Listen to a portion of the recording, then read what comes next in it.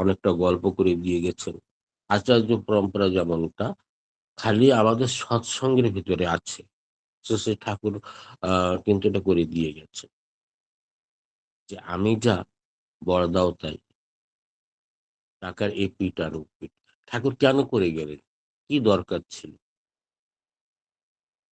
এরম অন্য সম্প্রদায়ের লোকটা চিন্তা করে, বা আমরাও কিন্তু অনেকটা সময় চিন্তা করি যে ঠাকুরকে ধরেছি, আমরা ঠাকুরকে ভালোবাসবো।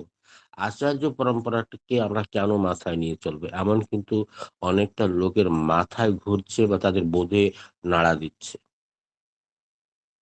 একদিন আসামে শ্রী দাদা গেলেন। গিয়ে ওখানে একটা বিশাল একটা মিটিং হবে। সে মিটিং এ আহ সৎসঙ্গের ব্যাপারে একটা এইসব অনুষ্ঠান হবে। একটা অনুষ্ঠান হবে, সেখানে গিয়ে দাদা বসে আছেন। ওখানে একটা শ্বেত চাদর দিয়ে, কাপড় দিয়ে সুন্দর একটা চৌকি করে দাদা বসে আছে। ওখানে আমার মতন একটা দাদা ভাই মনে এই জিজ্ঞাসাটা জেগেছে যে আচার্য পরম্পরাকে কেন ভালোবাসতে হবে, তাকে কেন মানতে হবে। এই বলে দাদাকে দূর থেকে প্রণাম করেছে। দাদার চোখ মুখ রক্তের মতো লাল হয়ে গেছে, মনে হচ্ছে শরীরে পুরো রক্তটা মুখে চলে এসেছে। তখন ওই দাদা যেখানে বসেছেন তার পিছে একটা কিন্তু ঝোপ বানানো আছে, যে ফল টালে সামান আদি রাখার জন্য ছোট একটা ঘর রাখা আছে, করা হয়েছিল। তা দাদাই বললেন, মনি তুমি যেটা চিন্তা করছো সেটা যদি না হয়, দাদা তো খুব সুন্দর আস্তে আস্তে কথা বলতেন, যদি না হয় আগুন লেগে যাবে, পুরো দুনিয়াটাতে কিন্তু আগুন লেগে যাবে। তার সূচনা এখান থেকে শুরু হয়ে গেছে। এই বলার সঙ্গে সঙ্গে কিছু সময় পরে ওই যে পিছনে যে ইটা ঝোপটা ছিল, একটা ছোট একটা ঘর বানানো ছিল, সেই ঘরটা আগুন লেগে যায়। তখন সবাই গিয়ে ওই আগুনটাকে কন্ট্রোল করে বুঝিয়ে তাকে শান্ত করা হলো। আর দাদা বললেন, আমি কেবল বলেছি আচার্য পরম্পরাকে না মানলে দুনিয়াটা আগুন লেগে যাবে। কথাটা একদম সত্যিই আহ সাবিত হয়েছে, সত্যিই হলো। তাহলে আচার্য পরম্পরাটা কেন দরকার তার ব্যাপারে আমি আরেকটু একটু বলছি। যে আমরা আচার্য পরম্পরাকে কেন মানবো, কেন তাকে ধরে রাখবো, কেন তাকে নিয়ে আমরা মাথায় থাকবো, একটু আপনাদের সামনে ধরে দেওয়ার চেষ্টা করছি। আমি বললাম যে আমার মনে তো জেগেছে। এই জন্য বললাম যে আমি আচার্য পরম্পরাকে কেন মানি, জেগেছে বলে এই জিনিসটা আমি একটু পড়েছি বা সংগ্রহ করেছি, সেটা আপনাদের সামনে তুলে তুলে ধরছি। একদিন আসামের থেকে এক দাদা আসেন, তার নাম হলো আহ রামগোপাল চক্রবর্তী। রামগোপাল চক্রবর্তী ওনার আসেন দাদার কাছে, তখন বড়দা ছিল। বড়দার কাছে আসেন, আসার পরে আসেন কি, উনি দায়ে পড়ে এসেছে, এমন দায়ে পড়েছে তার জীবন নিয়ে টানাটানি বেঁধে গেছে। ওর সমস্ত শরীরে এত বিষাক্ত একটা ঘা হয়েছে। এই গল্পটা আপনারা সবাই শুনেছেন, কিন্তু সেই নামটা আমি বলছি যে তার নাম ছিলেন রামগোপাল চক্রবর্তী। এই দাদাটার পুরো শরীরে ঘা ভরে গেছে, বিষাক্ত গন্ধ, তাকে ছোঁয়া যাচ্ছে না, তার গা থেকে রস টপ টপ করে পড়ছে, মরণ অবস্থা, গন্ধ, আশেপাশে যাওয়া যাচ্ছে না। মানুষ নাকে রুমাল দিয়ে, কাপড় দিয়ে তার ঘরের পাশ থেকে যান, এত বিশাল গন্ধ। উনি যেভাবে হোক আসামের থেকে পূজ্যপাদ বা বর্দার কাছে এসেছেন। এসে বর্দাকে দূর থেকে প্রণাম করে বলছে, আমি আপনার কাছে এসেছি, আমাকে জীবন রক্ষা করুন, না হলে নিয়ে যান, আমি আর সহ্য করতে পারছি না। আর আমার এই জামাটা খুলে দেখায়, আমার সমস্ত শরীরে ঘা হয়ে গেছে, পাঁচড়া ঘা হয়েছে। এই কথাটা যখন বললেন, তখন আচার্যের দাদা পরম পূজ্যপাদ বড়দা আহ ওনার দিকে একটু তাকিয়ে বলছো, ও হাঙর। যখন এই কথাটা বললেন, তখন কিন্তু দাদাও ছিলেন। দাদা বলতে আমাদের আচার্যদেবের বাবা। উনি তখন আমার বড়দার সঙ্গে ছিলেন। তা উনি শুনলেন খালি এই কথাটা, যে ভালো করে শুনলেন উনি, যে ও হাঙর। বলছে, যাও ঘরে যাও, ঘরে ফিরে গিয়ে ঠাকুরের একটা মন্দির প্রতিষ্ঠা করো। এই দাদাটি প্রাণ গোপাল দাদার মনে খুব ব্যথা হলো, যে আমি এত কষ্ট করে মরণ অবস্থায় মানুষকে পরেশান করে ট্রেনে ফিরে নিয়ে এসে মানুষকে আরো পরেশান করে আমি এত দূর এলাম, আর পরম পূজ্যপাদ শ্রী বড়দা আমাকে বললেন মন্দির প্রতিষ্ঠা করতে। এ কোন রোগের ট্রিটমেন্ট, এ কোন রোগের ওষুধ? মনে খুব একটা দুঃখ হলো। দুঃখ হলে কিন্তু বড়দা বলেছেন, এই জন্য উনি চলে যান ঘরে, আবার মনটা ছোট করে নিয়ে চলে যান, মনে অশান্তি নিয়ে চলে যান। ঘরে গিয়ে উনি ওই বড়দার কথা অনুযায়ী উনি কিন্তু ওই ঠাকুরের মন্দিরটা গড়ে তুলছে। যতটা মন্দিরের হাইটটা বাড়ছে ততটা শরীরের ঘাটা কমের দিকে যাচ্ছে। এরকম করতে করতে যখন মন্দিরটা কমপ্লিট হয়ে যায়, ও সমস্ত শরীরের ঘাটা ভালো হয়ে যায়। বিনা ওষুধে, বিনা ট্রিটমেন্টে, বিনা আয়ুর্বেদিক কোনো ট্রিটমেন্টে, বিনা কিছু করে ওর শরীরের ঘাগুলোর গন্ধগুলোর রসগুলোর পড়ছিল, সেইগুলো কিন্তু ধীরে ধীরে ধীরে ধীরে ভালো হতে লাগলো। ভালো যখন হয়ে যায়, পুরো মন্দিরটা কমপ্লিট হয়ে যায়, ওর সমস্ত শরীরটা ভালো হয়ে গেছে। কিছুদিন পরে আবার ওই দাদা বড়দার কাছে এসে প্রণাম করে বলছেন, জামাটা খুলে বলছে, দাদা আমার সমস্ত শরীরের ঘাটা কিন্তু ভালো হয়ে গেছে। তখন বড়দা বলছে, মন্দির প্রতিষ্ঠা করেছিস? বলে, হ্যাঁ মন্দিরটা প্রতিষ্ঠা হয়ে গেছে। ঠাকুরকে প্রতিষ্ঠা করেছো? বলে, হ্যাঁ তাও হয়ে গেছে। বলে, পূর্বের জন্মের স্মৃতি, পূর্বের জন্মের স্মৃতি বা রোগ, সেটা কিন্তু মানুষের যে কয়বার জন্ম নেবে সেই কয়বার তার পিছা থাকে, ওটা জীবনে থেকে যায় না। যে কয়বার জন্ম নিবি সেই কয়বার তোর পিছে থাকে।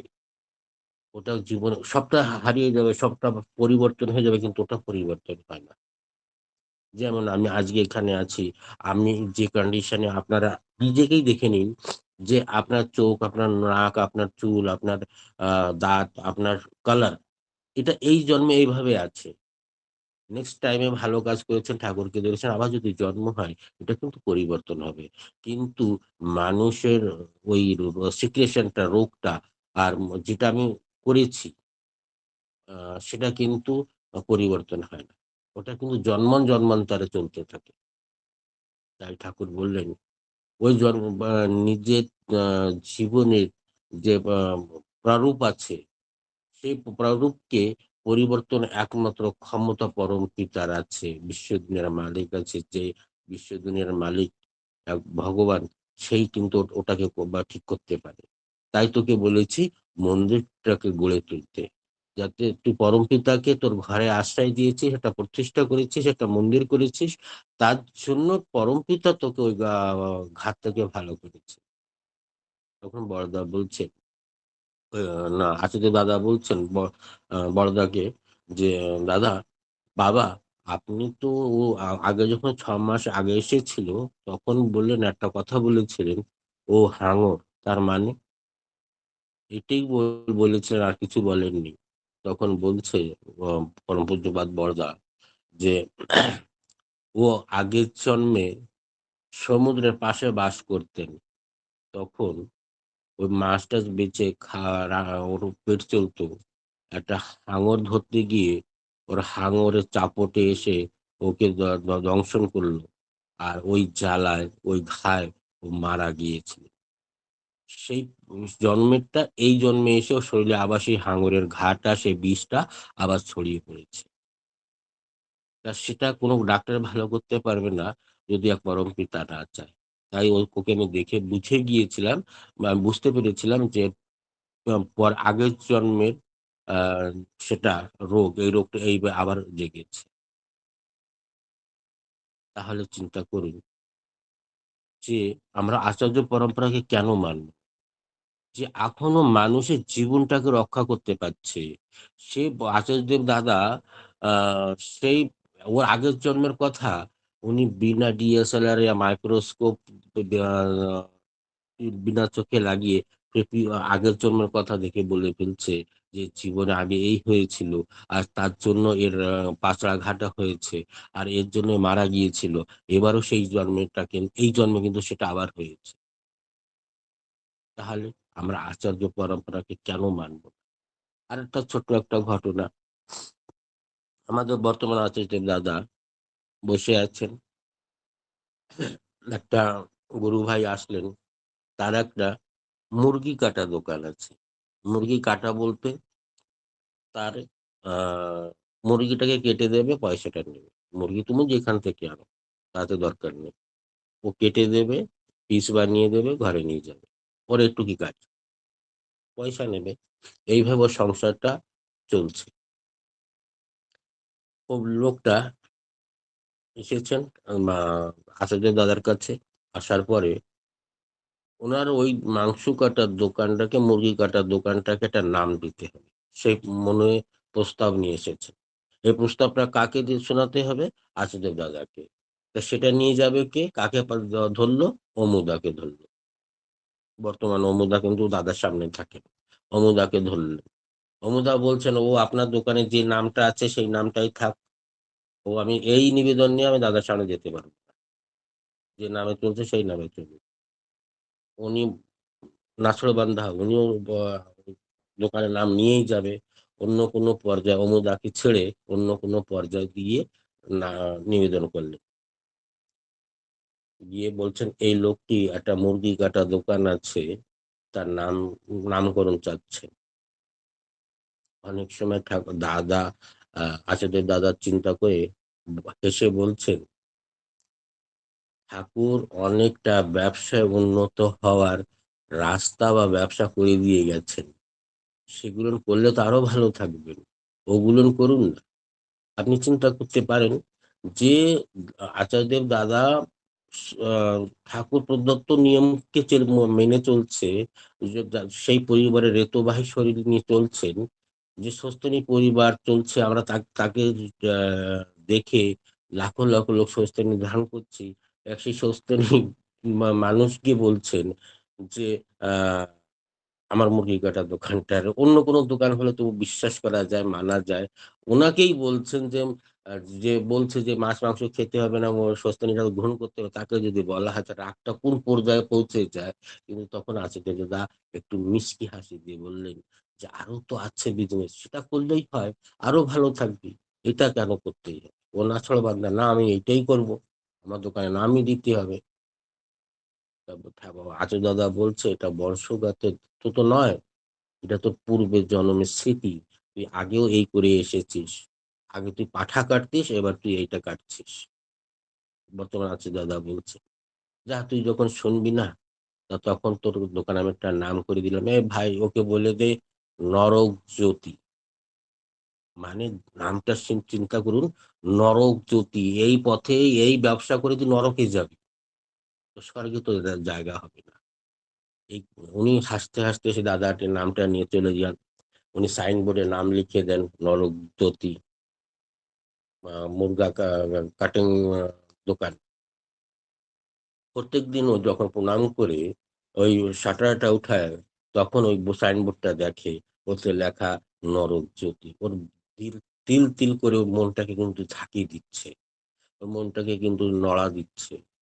কিছুদিন 2, 3, 4 মাস হওয়ার পর ওর মাথা খারাপ হয়ে গেছে। ওই ব্যবসাটাকে বাদ দিল। নরক জ্যোতি আর হবে না, আমি ওখানে আর যেতে পারবো না। ওনার মনে এই স্মৃতিটা ঘটলেন, আর সেখান থেকে কিন্তু দোকানটা অফ করে দিয়ে, ব্যবসাটাকে পরিবর্তন করে দিয়ে সাইনবোর্ডটাকে নিচে নামিয়ে নিয়ে এসেছিলেন। নামিয়ে সব এসব বন্ধ করে দিয়েছেন। আবার দাদার কাছে ফিরে এসেছে। আর উনি একটু স্পষ্টবাদী, কারোর কথা একটু কম শোনেন। উনি আবার দাদার কাছে চলে গেছেন। গিয়ে বলছে, দাদা আপনি বলেছেন যে আমার যে মুরগি কাটা দোকানটা ছিল তার নাম দিয়েছিলেন নরক জ্যোতি। আমি কিন্তু সে দোকানটাকে, ব্যবসাটাকে বন্ধ করে দিয়েছি, সাইনবোর্ডটা ফেলে দিয়েছি। কেন? এটা করলি কেন? বলেছি আমি নরকে যেতে চাই না। তা তুই এখনই কি চাস? আমি সেই লোকটা বলছে যে আমি এখনই স্বস্তি নিয়ে আসে আপনাকে প্রণাম নিবেদন করতে এসেছি। যে লোকটা মুরগি কেটে তার পরিবারটা চালাতো, নিজেই ব্যবসাটা করতেন, নিজেই খাতেন, সবটা করতেন। কিন্তু খালি একটা নাম, নরকজ্যোতি।